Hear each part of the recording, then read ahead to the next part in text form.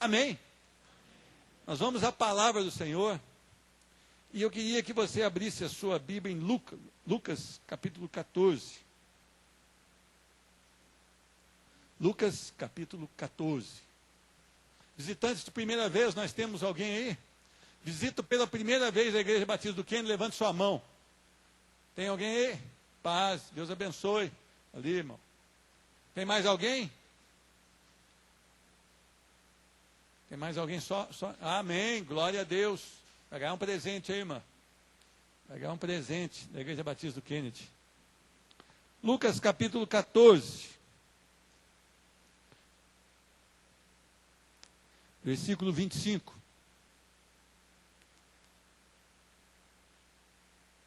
Diz a palavra do Senhor: grandes multidões o acompanhavam, e ele, voltando-se, lhe disse: se alguém vem a mim e não aborrece seu pai, e mãe, e mulher, e filhos, irmãos, irmãs, e ainda sua própria vida, não pode ser meu discípulo. E qualquer que não tomar a sua cruz e vier após mim, não pode ser meu discípulo. Pois qual de vós, pretendendo construir uma torre, não se assenta primeiro para calcular a despesa e verificar se tem os meios para a concluir? Para não suceder que, tendo lançado os alicerces e não a podendo acabar, todos os que a virem zombem dele, dizendo: este homem começou a construir e não pôde acabar.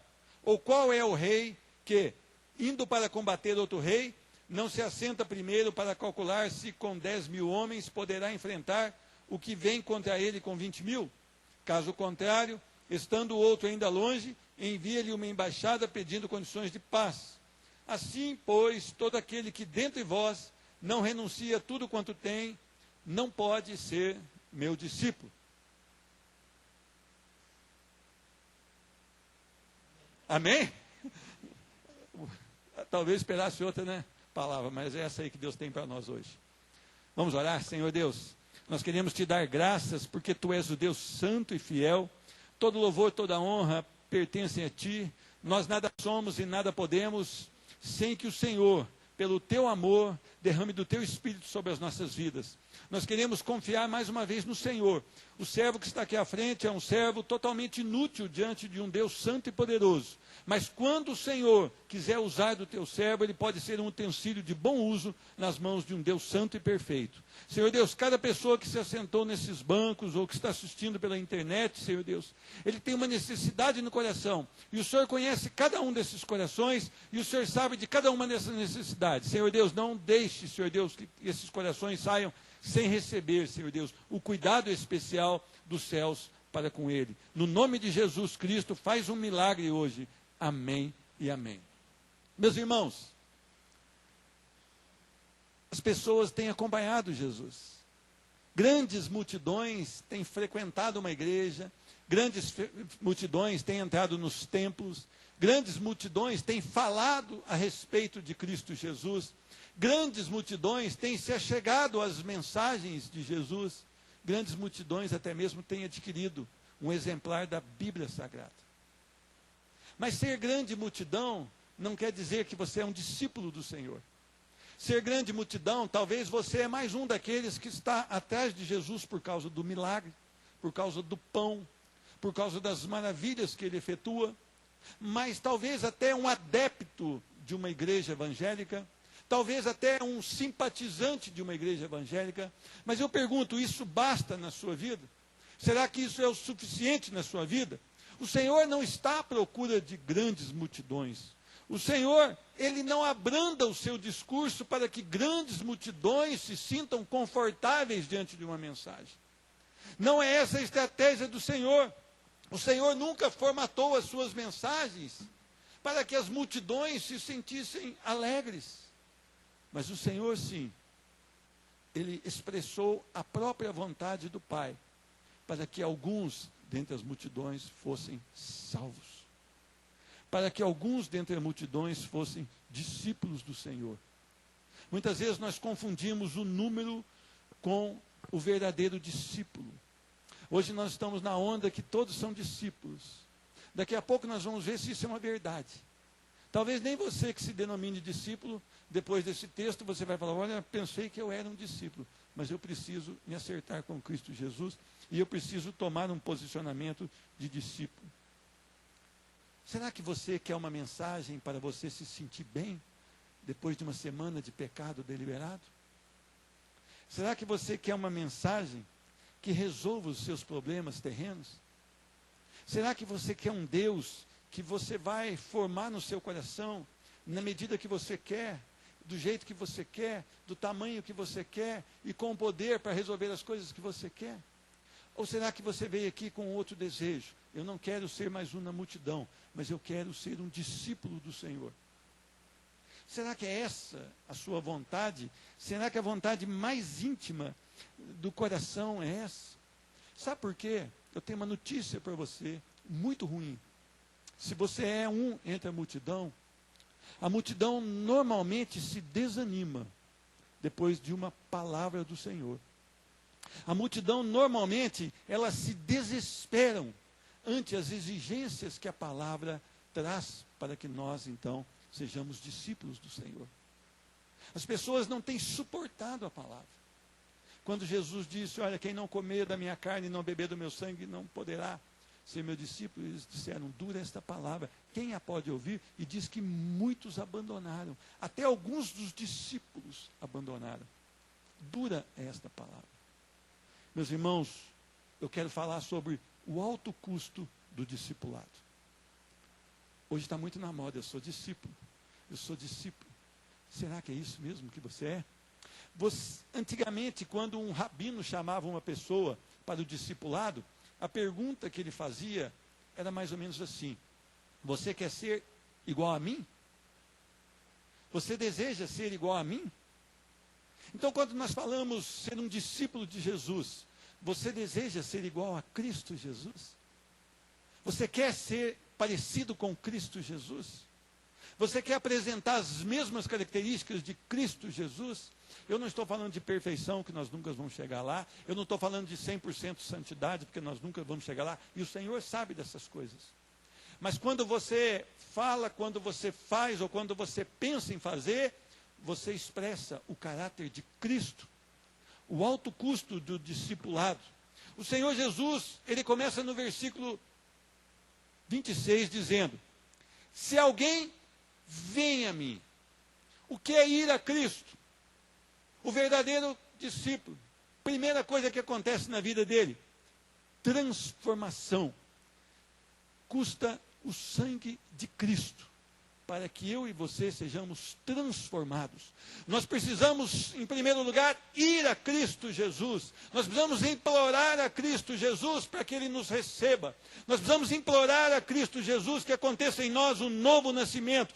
Em verdade, nós precisamos confessar Jesus Cristo como Senhor, mas não só com os lábios, mas com o coração. E precisamos crer que Ele morreu e ao terceiro dia Ele ressuscitou e vivo está para dirigir e para reinar e para governar sobre aqueles que o recebem como Senhor, como único e suficiente Salvador.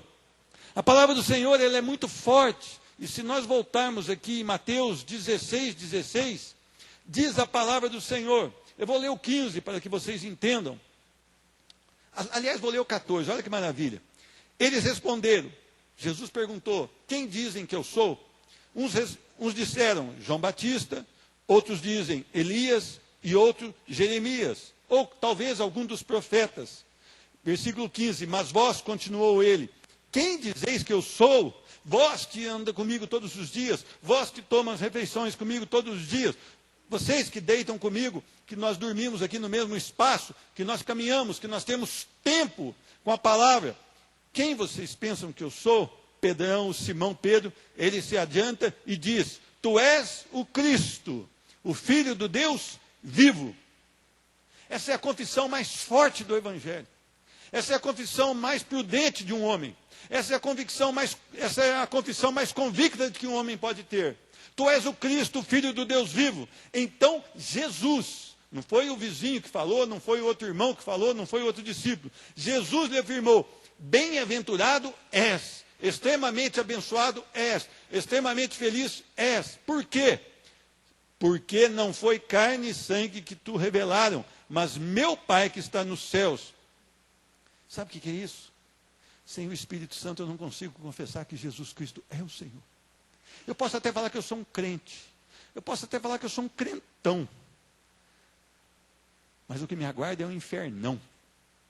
Porque se o Espírito Santo não me revelar quem é Cristo Jesus, eu vou para o inferno. Posso ser diácono, posso ser presbítero, posso ser pastor, posso ser bispo, posso ser apóstolo. Agora tem pai apóstolo, tetrarca, tem Jesus Cristo 2, tem vice-deus, tem tudo. Mas vai para o inferno. Porque se o Espírito não revela quem é Jesus, eu não consigo confessar em verdade que Jesus Cristo é o Filho do Deus vivo. Então, meus irmãos, antes de tudo, vá a Cristo Jesus. Vá a Cristo Jesus em submissão, em humilhação, e implore a Ele, para que seu Espírito lhe revele quem Ele é. É muito fácil dizer, eu sou crente. É muito fácil dizer, eu faço parte da igreja tal, ou eu faço parte da outra igreja, ou eu faço parte de umas 10 igrejas. Talvez você não faça parte da única igreja, a igreja invisível, a igreja que só o Senhor sabe quem é, e que será arrebatada no último dia, com poder e glória. Aquela que o Senhor vem e chama de noiva, e que Ele virá entre as nuvens, assim como subiu, e a receberá para o gozo eterno, para a glória eterna, diante de um Deus vivo, santo, poderoso, e nós poderemos tocar em Cristo Jesus, e nós poderemos reinar com Ele pelos séculos dos séculos. Será que há um projeto melhor que esse? A primeira coisa para ser um discípulo, eu preciso ir a Cristo. Ir a Cristo em verdade, ir a Cristo em submissão, ir a Cristo em dependência, porque Ele pagou um alto preço para que eu e você tivéssemos a oportunidade. O preço não de ouro, nem de prata, nem de pedras, mas o preço do sangue de Cristo Jesus.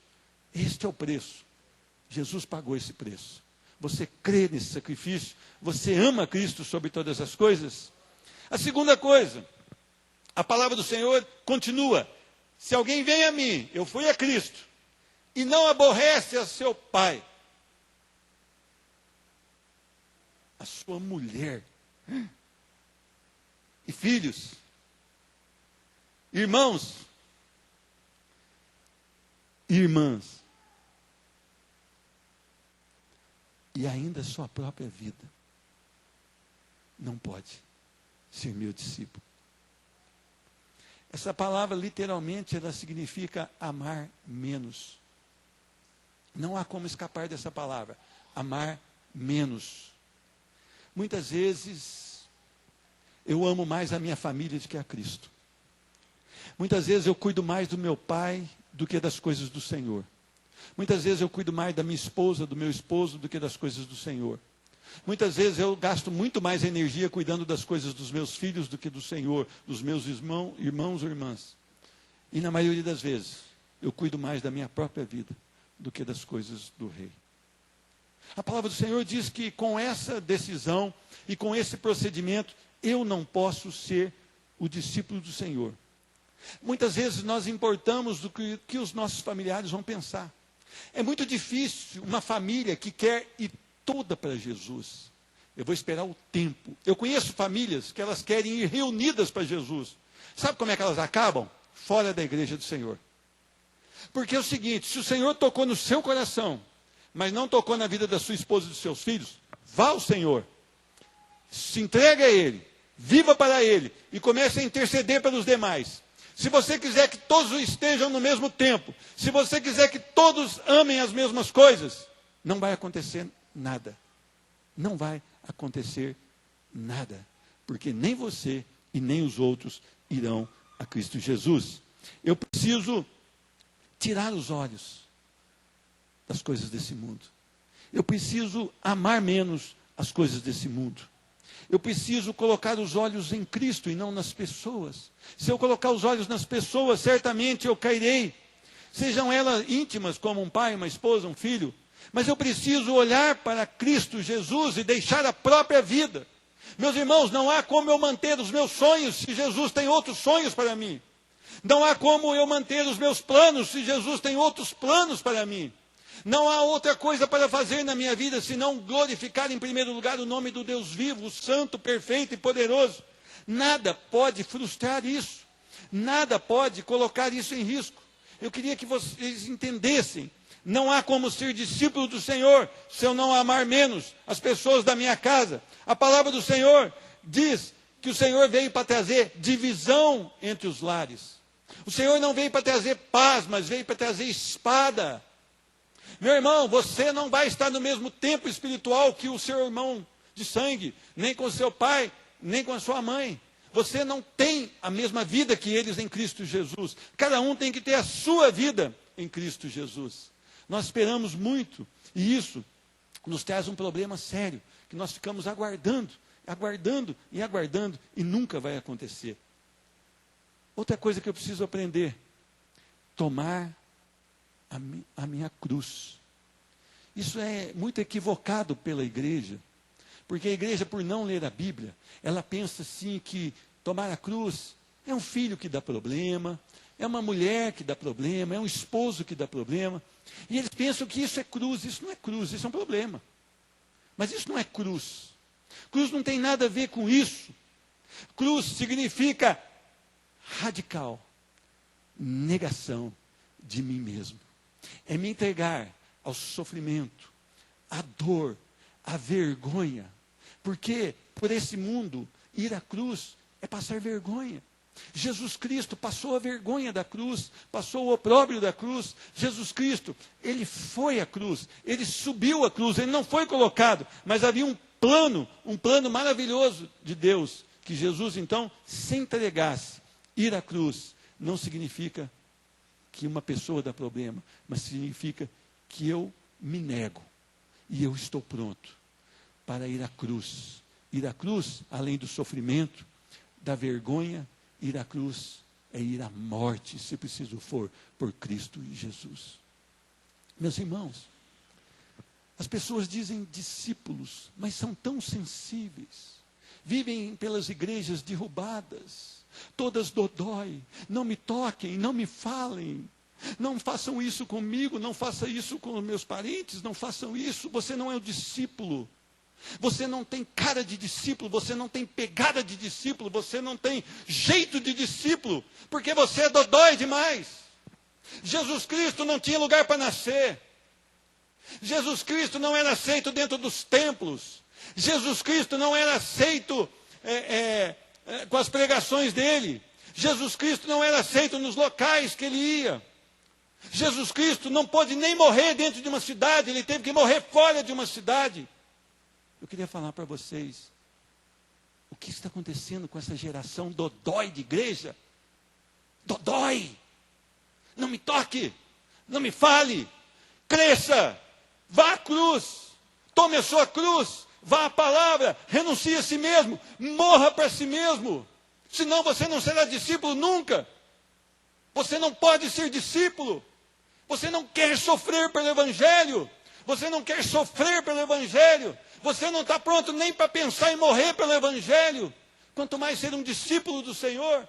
Eu quero dizer a você que nós não podemos continuar dessa maneira. Eu e você precisamos tomar posições radicais. Diz a palavra em Mateus 16, 25. Porquanto quem quiser salvar a sua própria vida, perdê-la-á. E quem perder a vida por minha causa, achá-la-á. A cruz significava morte, dor. Meus irmãos, você já tomou a sua cruz? O que você tem renunciado para Cristo Jesus? Você abdicou da sua própria vida por Cristo Jesus? Paulo diz, eu estou crucificado com Cristo. Logo, já não sou eu quem vive, mas Cristo vive em mim. E esse viver que agora eu tenho na carne, vivo pela fé no Filho de Deus, que me amou e a si mesmo se entregou por mim. Sabe o que Paulo está falando aí? Nada mais interessa. Enquanto ele estiver nessa carne, a glória é para o Senhor, a vida dele é para o Senhor. Será que essa é a nossa posição? Será que tem sido a posição desses guerreiros da Igreja Batista do Kennedy?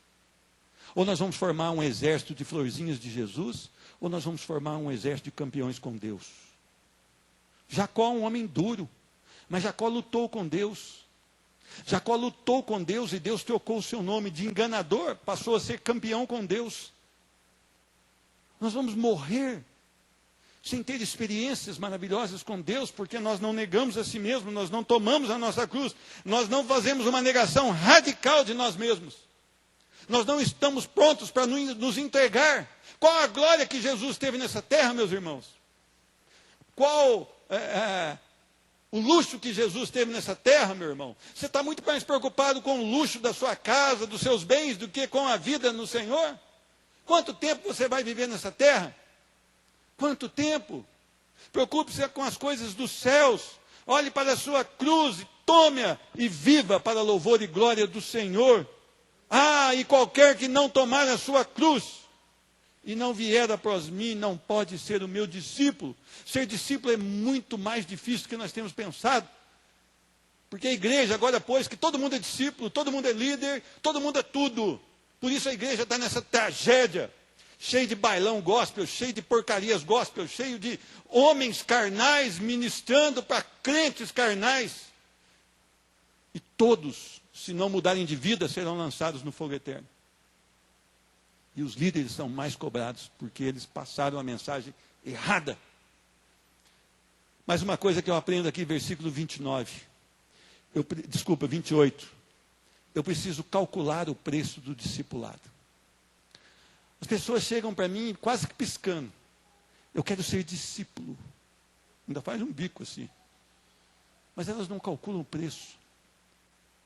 A palavra do Senhor no versículo 28 diz: pois qual de vós, pretendendo construir uma torre, não se assenta primeiro para calcular a despesa e verificar se tem os meios para construir?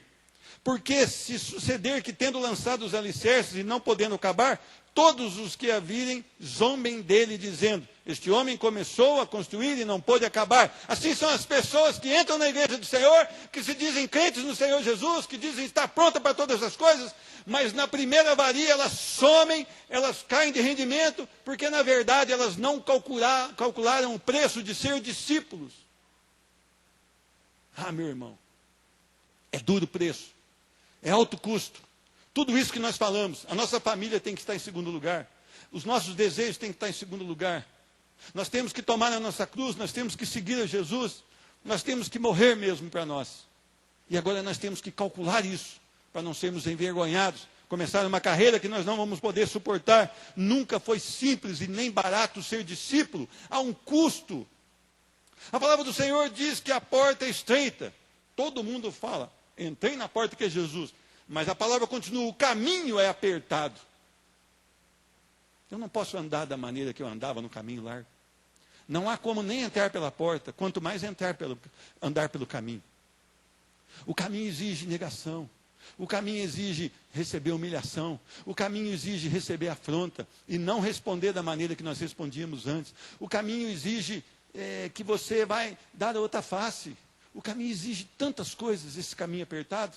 O caminho largo não, você pode fazer o que você quiser, você pode fazer o que está na onda, você pode usar até as roupinhas de hoje, que são todas comprometedoras, você pode fazer o que você quiser, você pode beber o que você quiser, você pode cheirar o que você quiser, você pode ir aonde você quiser, esse é o caminho largo. Muitos se acertam por eles, mas o caminho estreito, poucos se acertam por eles. Por quê? É Cristo Jesus no meu coração, na minha vida, e agora eu vivo para louvor e glória dele. Meus irmãos, você tem conseguido calcular o preço? Você achou que você ia ficar bem? Você achou que todo mundo, você ia ser popular lá na escola porque você virou crente? Você achou? Não. Você vai ser deixado de fora. Você vai ser humilhado. Eles vão debochar de você. Você vai ser perseguido. E você precisa calcular esse preço. E eu preciso avisar você que há um preço, porque a palavra diz isso. Você não pode ser pego de qualquer maneira. Você precisa estar na palavra para que você possa caminhar em segurança, mas em Cristo Jesus. Tem mais uma coisa que diz a palavra. Está no último versículo, versículo 33. Assim, pois, todo aquele que dentre vós não renuncia a tudo quanto tem, não pode ser o meu discípulo. Meus irmãos, quanto você renunciou por Cristo Jesus?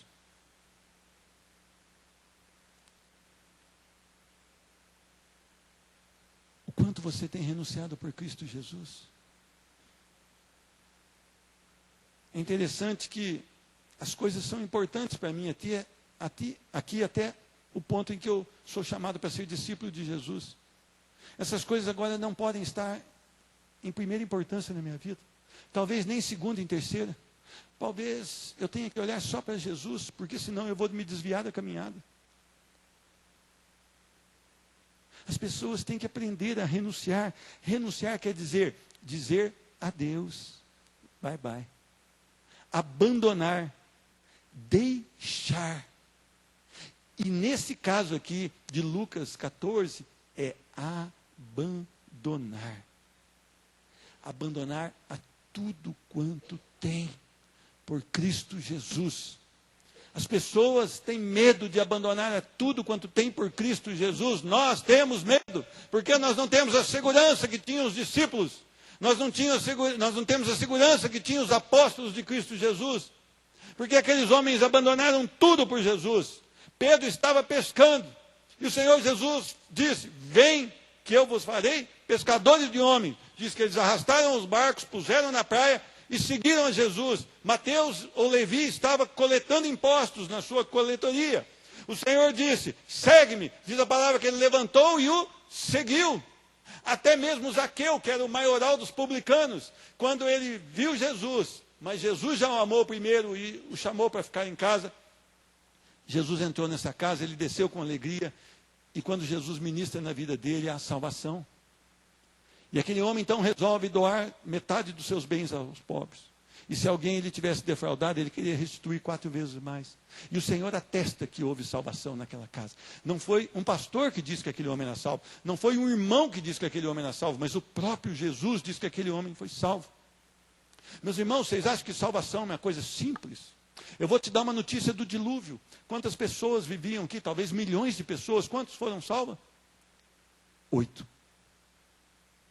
Ah, mas o Senhor matou velhos, matou crianças, matou pessoas que tenham necessidades especiais. Sim, Ele matou. Ele matou. E no final vai ser assim também. Você só vai estar em segurança se você tiver a marca do sangue do Cordeiro sobre a sua vida. Se você realmente renunciou a você mesmo e a todas as coisas por Cristo Jesus. Nós não podemos ficar divididos entre as coisas do agora e do porvir. As pessoas estão divididas, elas pregam com timidez, elas pregam com um pé no mundo e outro na igreja do Senhor. Parece que elas gangorram para lá e para cá, parece que elas não têm firmeza. Parece que nós oramos, mas não cremos que Deus responde. Aliás, eu acho que nós nem oramos, porque eu vejo pela frequência das reuniões de oração. Eu acho que nós oramos muito pouco, porque nós não somos tão apaixonados pela oração assim. Se conhecêssemos realmente o poder de Deus, o que Ele pode fazer, na oração a igreja oraria muito mais. Será que você tem a convicção de que vai valer a pena quando Jesus Cristo voltar? Será que isso está vivo no seu coração? Será que você realmente espera, deseja a vinda do Senhor? Filipenses 3, 7 a 11 diz: mas o que para mim era lucro, isso considerei perda por causa de Cristo.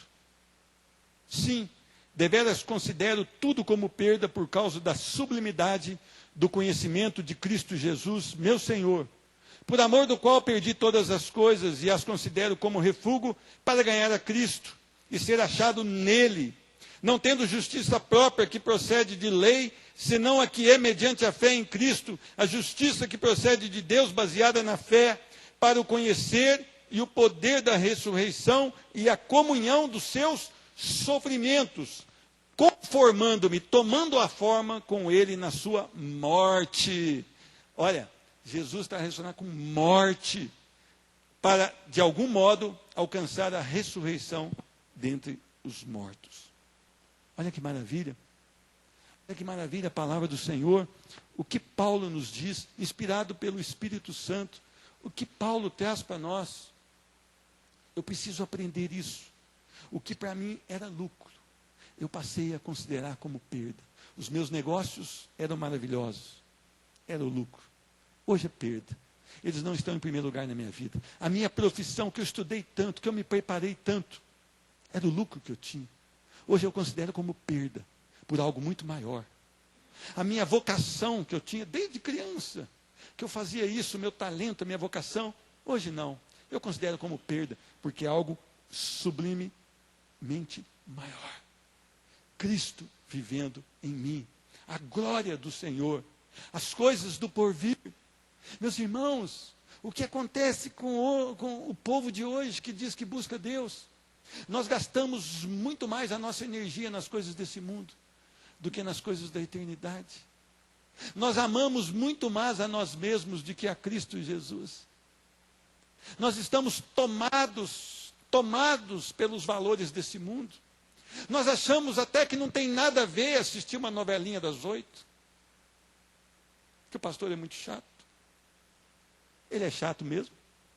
Ele é chato, graças a Deus que ele é chato, porque receber do esgoto de Satanás na minha sala eu não recebo.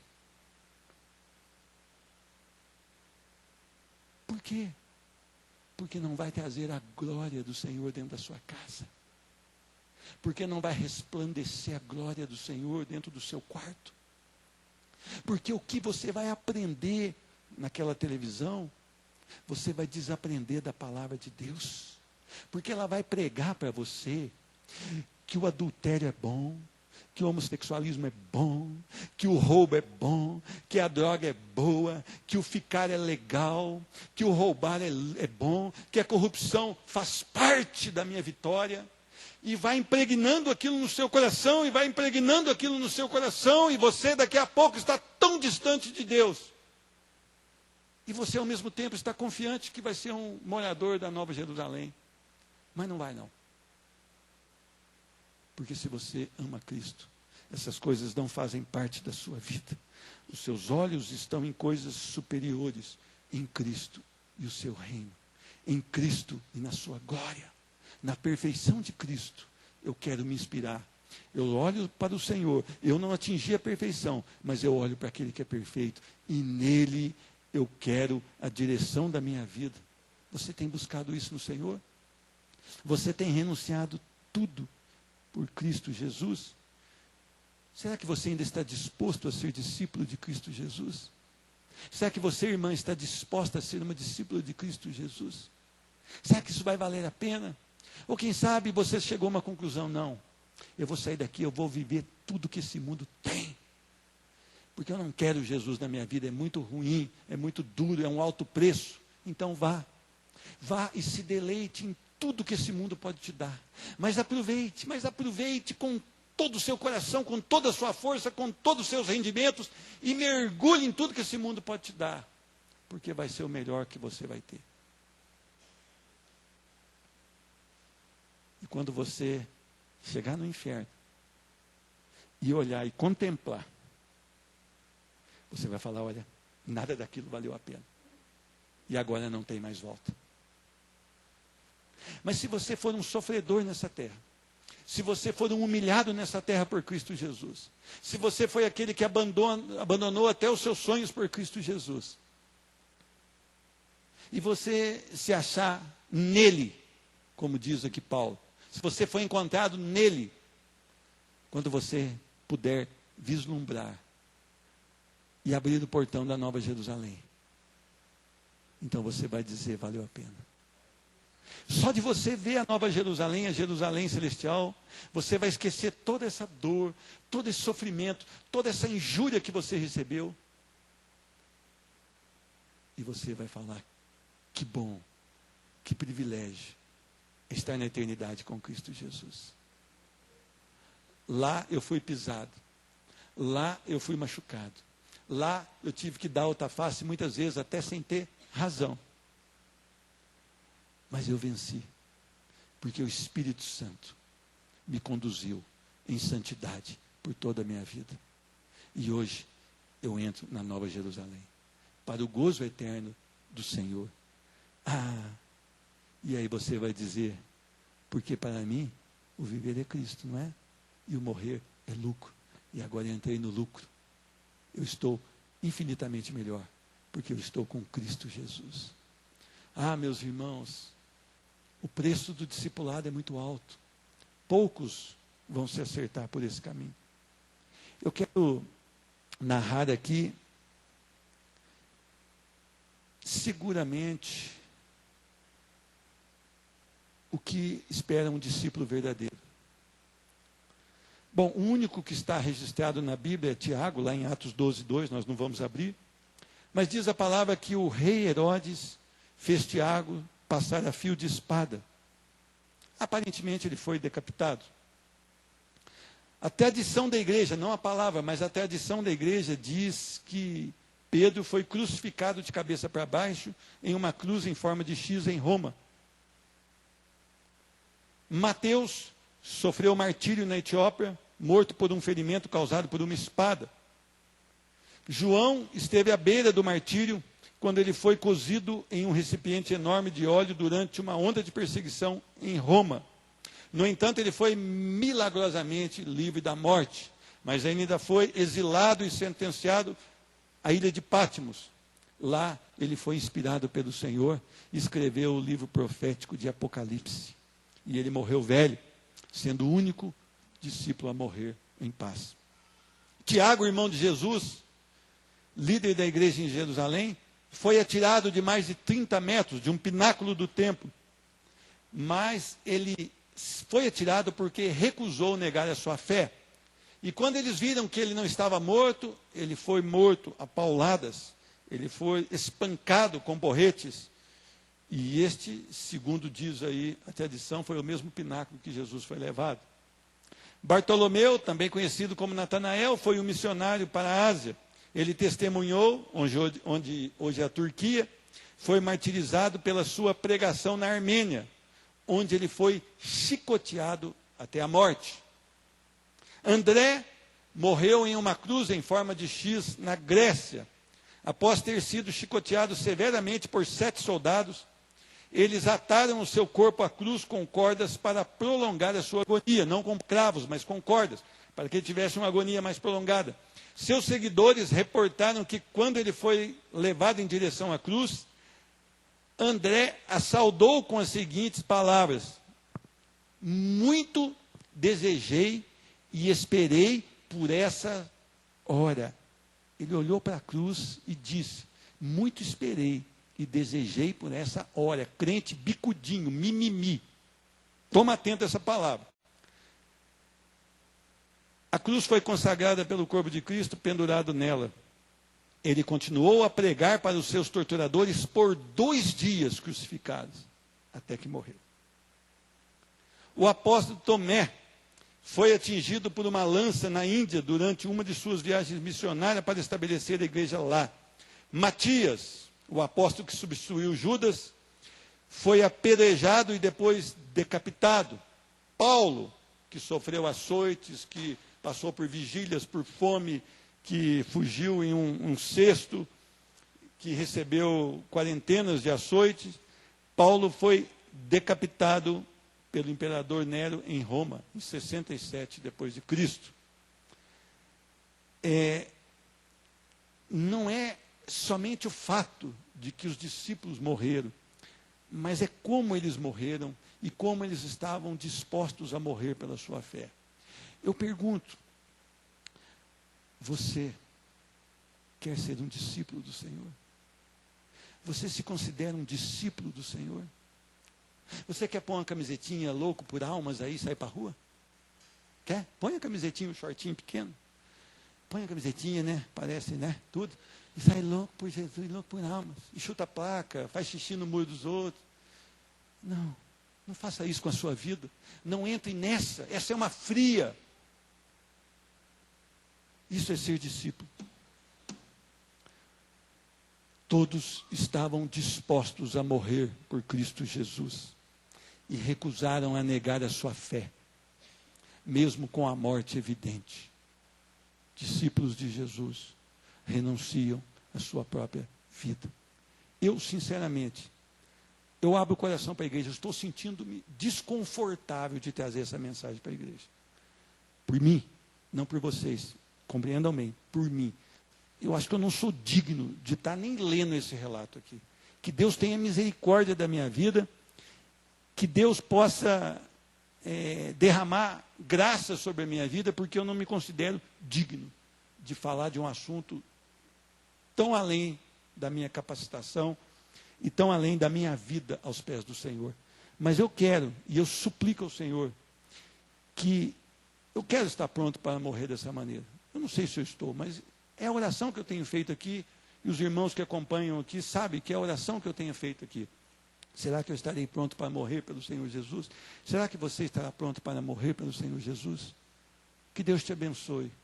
Que você possa ter uma vida realmente aos pés da cruz. Meu irmão, se você negar essa vida aqui, os prazeres dessa vida, você não estará perdendo nada. Nada, nada, nada. Esses homens negaram. E eles receberam a morte. Mas eles morreram com alegria. Porque eles viram Cristo Jesus ressurreto.